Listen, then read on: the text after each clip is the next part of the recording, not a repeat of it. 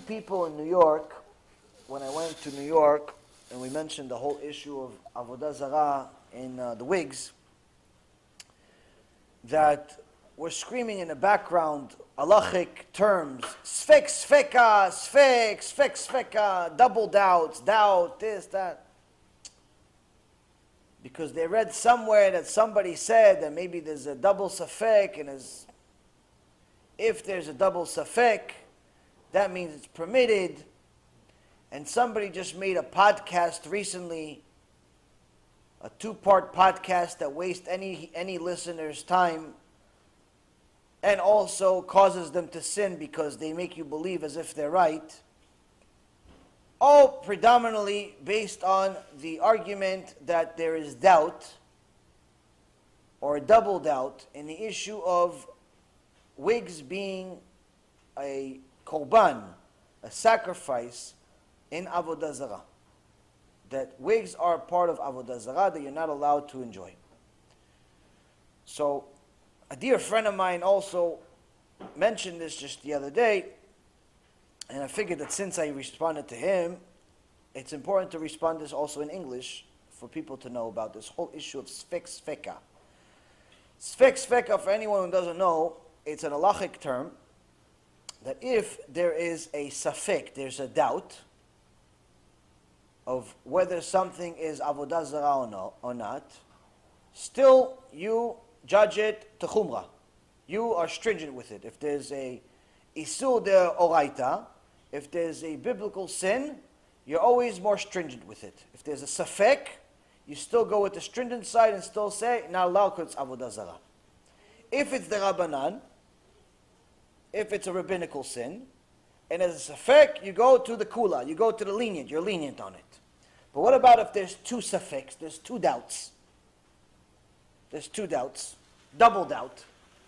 Then, they're saying if there's double doubt, the Rambam says, if there's double doubts even in Avodah Zarah, then it's allowed.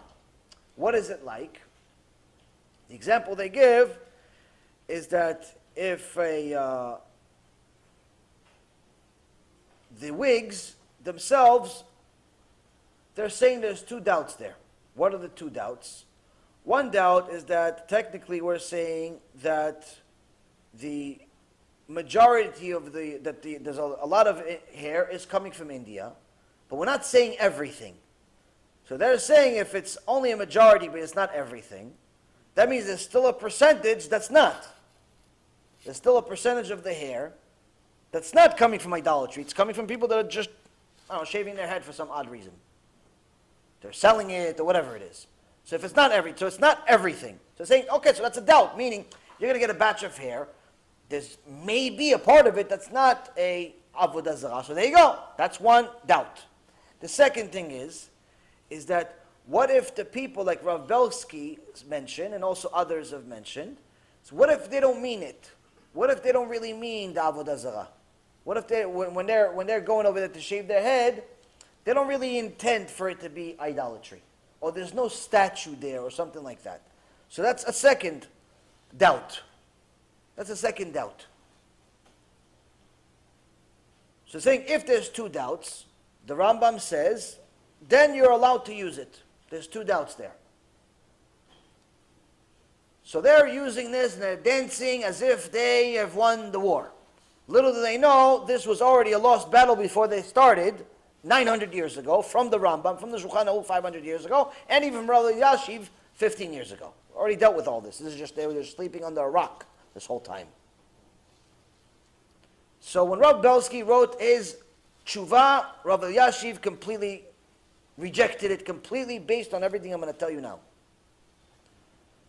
First and foremost, even though the Rambam says that sfek sfeka can be applied in regards to Avodah Zarah, the Shulchan Aruch, Rabbi Yosef Karo,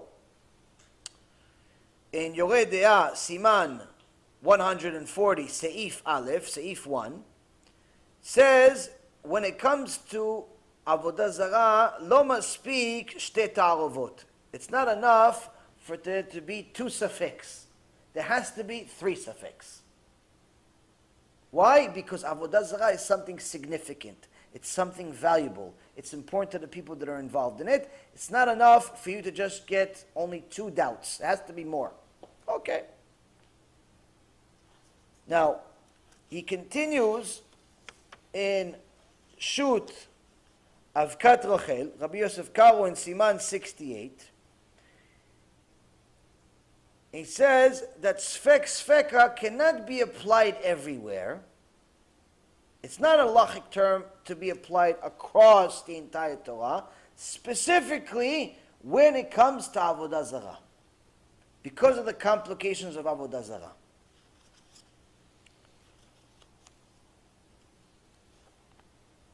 Now,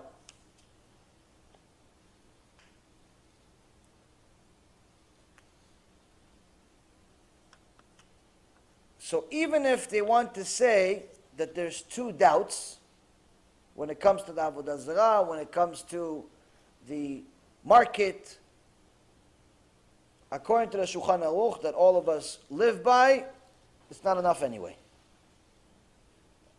But there's something more significant. What's more significant? There's no safek. There's no doubt at all. There's not even a single doubt. Why? Because first and foremost, Rabotai, anyone that has done research on the Avodah Zarah of India has gone to the temples like we have people that have gone. Not 1, not 2, not 3, not 4, not 5, not 10. Anyone that has done real research on what's happening in India, there's no less than 3 different religions that specifically donate the hair to a false god. Some, of course, donate other things and do other things, but in regards to hair, there are several different religions. There's nobody just giving it for no reason. It's a known thing. It's to such an extent that almost 25 million people in India are donating their hair as part of their idolatry annually. This is more than the rest of the world combined. So it's not a safek of whether it's Avodah Zarah or not if you know what they're doing over there, if you know what Avodah Zarah is. If you talk to the priests, if you talk to go to the temples, not just talk to this woman that's an anthropologist and her opinion is that it's not. Or talk to some rabbi and his opinion is that it's not. Go talk to the people that are worshiping the idols. Go to the temples. Tell them, what's this whole temple about? So that's one. There's no safek there. The second thing is, there's also no safek when it comes to the market. Why? Because the bitul, as far as canceling out because there's a doubt, doesn't apply when it's a majority. What is it like? If, let's say, for example, you had 100 cuckoos, 100 ponytails, okay? And out of the 100, 40 of them, you know for sure, 40 of them came from Avodah Zarah. That's a minority. If you have multiple safeks other than this, that can cancel it out. But if out of the 100, it's 60, meaning a majority, 60%, a majority, even 1,000,000 safeks are not going to cancel it out. Why? Because it's now a majority. There is no doubt that Indian hair is the majority of the hair on the planet, being put in extensions and wigs and so on. There's no doubt. It's a known thing. It's not my opinion. It's not Rav Yashiv Alav Shalom's opinion. It's not anyone's opinion. It's a reality. Why is it a reality? Because Indian hair, according to real research, is the only hair that has the perfect equation to fit the market. What is it? First and foremost, it's the most plentiful in the world. No other market can compete with it. No other company, no other country, no other religion can ever supply anywhere near as much hair as the Indian market. Even if you go to China and they're giving you hair from dead people, which is also not allowed, but let's say you found enough suffix that somehow you made it allowed. You made taref kasher. It's still not anywhere near enough. Why? Because if you took the hair of all the dead people in the entire world that die annually, you're still not coming up with 18 million. And India is 25 million per year alive. Meaning, you took out all the dead people of the entire world, not just China. The entire world is 18 million. The living donors to the korbanot, to the avodah zarah in India is 25 million. Meaning that there's no way that even China can compete. If you go to Cambodia, as I told you guys last week, people say, oh yeah, some people are getting hair from Cambodia now. Okay, great. If you take the entire population of Cambodia, is 17 million. The whole country. If all of them shave the head, the kids shave the head, the father shaved the head, little girl shaved the head, mother shaved the head, the dog shaves his head, the cat shaves his head, the neighbor, everybody's shaving, the tourists are shaving their head, the governor everyone's shaving their head. You still got 17 million. It's still not the same as India annually. And on top of that, even if you got all of them hypothetically to shave their head, it's still not going to supply the market. Why? Because it kills their market for the next 10 years. You can't shave their head again next year or the year after that, or the year, because it takes a while for it to grow. India is an unlimited supply, 1.5 billion people. Every year you have 25 million donating hair all over again. They're going to come back in 10 years. The others are coming every year. Even if they doubled or tripled, it became 50 or 100 million, it still wouldn't change much. Now, if you went, for example, now always people say, no, but I got my hair, it's Brazilian hair. The joke of the year. I got Brazilian hair. Go ahead. Why don't you guys go try? You go make some phone calls. Go into business now. Be entrepreneurs. Why don't you call Brazil, any company you want, and ask them for 100 kilos of Brazilian, authentic Brazilian hair. 100 kilos. Go call them. They'll tell you, we'll get back to you in 6 to 12 months for 100 kilos of hair. On the other hand, you go on the website, what's it called? Not Amazon, the other one. eBay. No, not eBay. Alibaba. You go to Alibaba.com, or you call your contact in India, and you ask him, not for 100 kilos, you ask him for 1,000 tons. 1,000 tons of Indian hair. They'll tell you, sir, where's your address? We can overnight it to you. Overnight. You go to England, I want English hair. You go to anywhere in the world, give me 100 kilos, sorry, we'll get back to you in a year from now. If we can get it, bichlal. Indian hair, well, as much as you want. Just give us more heads, we'll put it on them too. So, when it comes to the first quality of the equation of Indian hair, it's the most plentiful, it's the only place you can get it. That much hair in the entire world. But that doesn't make it the perfect equation yet. The second element is, it's the best quality hair in the world. When it comes to wigs, there's a term called Remi. Remi means that it's coming from the roots. When they shave the Indian people, the Hindu people, they shave the hair mamash to the scalp. You see them bald like a little pool table bald. A little shiny head. Now, mamash, they go deep into the roots, and they get mamash into the roots. So the hair is considered the highest quality because it won't tangle. If you have hair coming from, like they make you believe, it's coming from hairbrushes. Some people actually believe this nonsense, that the entire wig market is coming from people's hairbrushes. Or it's coming from little girls giving you a little tiny speck of hair, and you're going to take all the little girls and all their mothers' little speck of hair and make that into a wig. People want you to believe nonsense. Now, the problem with all of those is that it doesn't make good quality hair.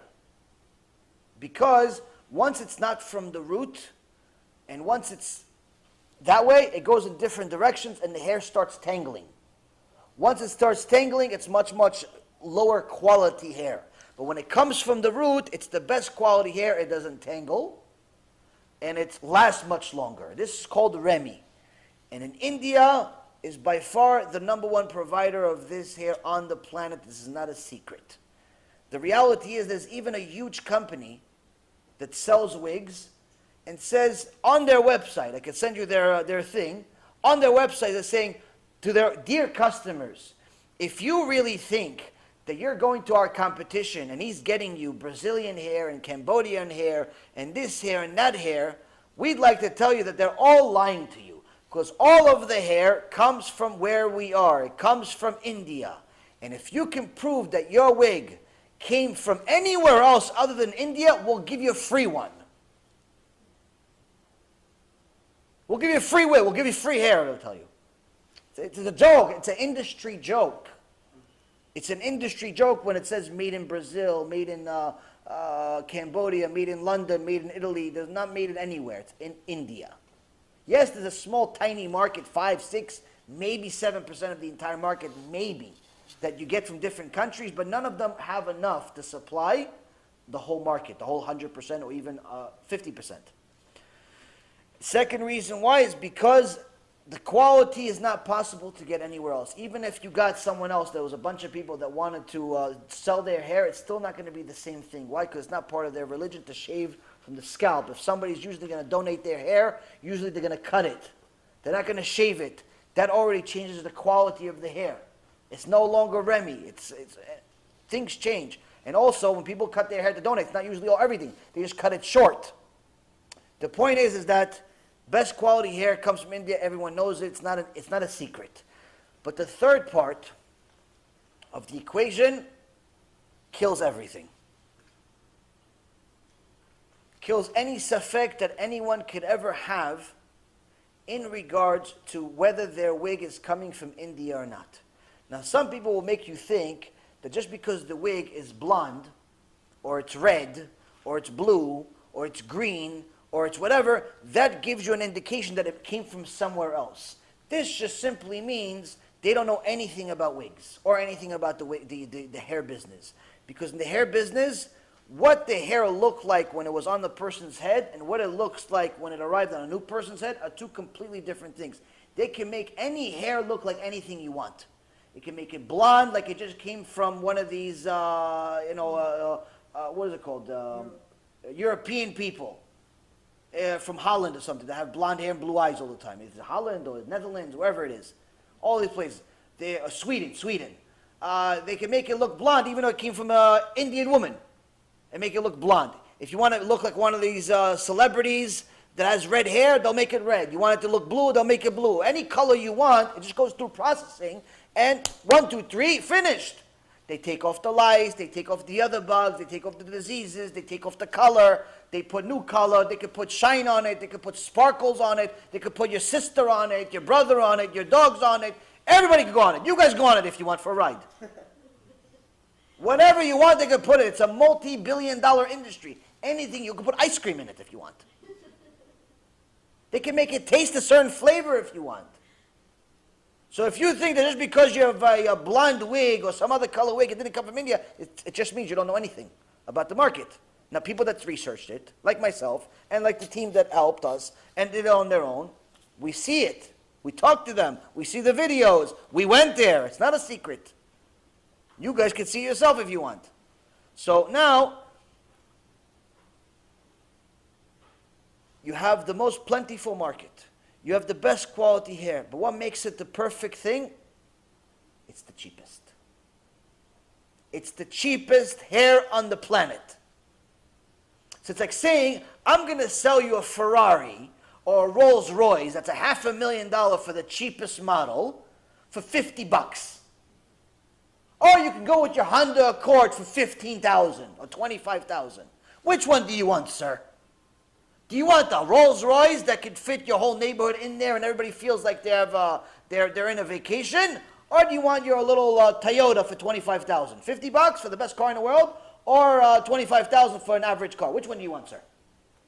Who's buying? Here you have the best hair in the world is the cheapest in the world. Why? Because it's the only place in the world that actually people donate it for free. Because it's their religion. It's their idol. It's their avodah zarah, Hashem Elohim. So now, this changes everything. So even if the Brazilians all of a sudden wanted to start giving their hair, they wouldn't give it for free. It's not their religion. They're mostly Christians, Catholics, and so on. What are they going to do? They're going to start selling it, like the people in Venezuela are selling it right now for food. Hashem Elohim. So already, if you sold it for $1, that's already more expensive than what Indian hair is. Why? Because that one's free. And also, it's not the best. And also, there's not as much of it. So this is simple math. This is simple common sense. Your wig is coming from India. There's no other place. When it comes to safek sfeka, there's no safek sfeka. There's no safek at all. Why? Because it's a known thing. There is no other market that can supply the market other than India. There is no safek anymore. And that's why Rav Eliashiv did not accept the tshuva, the answer of Rav Belsky, because he said it's incorrect to judge this whole mix of hair when they're getting mixed hair from Europe and mixed hair from Brazil, mixed with India. It's completely nonsense. Why? Because either way, the Indian hair is the majority.